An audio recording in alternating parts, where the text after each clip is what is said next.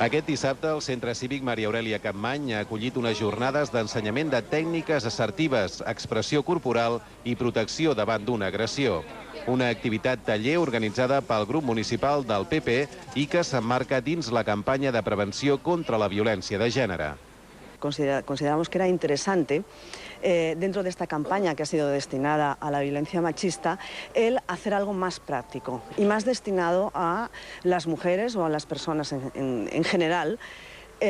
para dar herramientas en un momento dado puedan prevenir y puedan defenderse o puedan actuar frente a situaciones de acoso y de violencia extrema. Per exemple, el Diego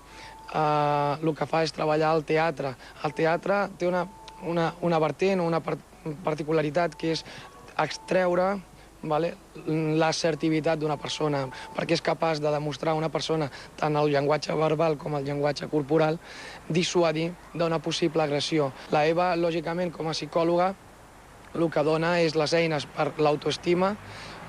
i per saber enfocar un possible problema des d'un àmbit de confiança amb la que la dona pugui fer front a qualsevol possible agressió i arribat al punt que no sapiguem diguem-ne dissuadir el nostre agressor amb aquestes dues àrees, arriba a la meva àrea, que és la més controvertida, la de les arts marcials, però que no ensenyem a pegar, simplement ensenyem a defensar-nos d'una possible agressió, defensar-nos. Més d'una vintena de noies han participat en aquesta activitat conduïda per especialistes del projecte Atenea.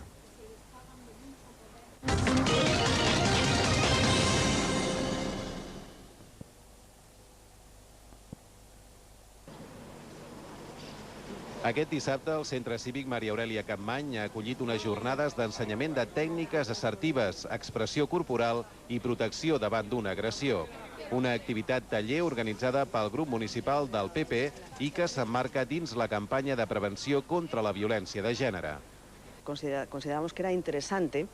dentro de esta campaña que ha sido destinada a la violencia machista, el hacer algo más práctico y más destinado a las mujeres o a las personas en general, para dar herramientas en un momento dado puedan prevenir y puedan defenderse o puedan actuar frente a situaciones de acoso y de violencia extrema. Per exemple, el Diego el que fa és treballar al teatre. El teatre té una vertent, una particularitat que és extreure l'assertivitat d'una persona, perquè és capaç de demostrar a una persona tant el llenguatge verbal com el llenguatge corporal, dissuadir d'una possible agressió. La Eva, lògicament, com a psicòloga, el que dona és les eines per l'autoestima i per saber enfocar un possible problema des d'un àmbit de confiança amb la que la dona pugui fer front a qualsevol possible agressió i arribat al punt que no sapiguem diguem-ne dissuadir el nostre agressor amb aquestes dues àrees, arriba a la meva àrea, que és la més controvertida, la de les arts marcials, però que no ensenyem a pegar, simplement ensenyem a defensar-nos d'una possible agressió, defensar-nos. Més d'una vintena de noies han participat en aquesta activitat conduïda per especialistes del projecte Atenea.